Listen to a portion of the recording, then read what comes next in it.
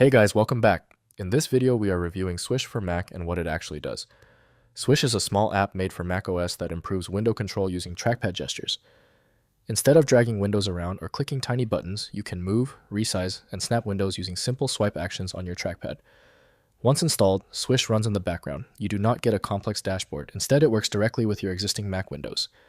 For example, you can swipe left or right on the trackpad while hovering over the green window button to snap a window to either side of the screen. You can swipe up to make a window full screen or swipe down to minimize it.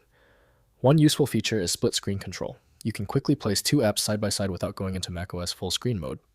This is helpful if you multitask often, like writing while researching or editing while previewing content. Swish also supports corner snapping. You can move a window to a corner to make it fill one quarter of your screen. This gives you more layout options compared to standard macOS controls. The app is lightweight and does not slow down your Mac. It works smoothly with most modern versions of macOS. There is no complicated setup. You just grant the required permissions and system settings and it starts working. Swish is a paid app, but it offers a free trial. The price is a one-time payment, not a subscription. That makes it appealing for users who want better window management without ongoing costs.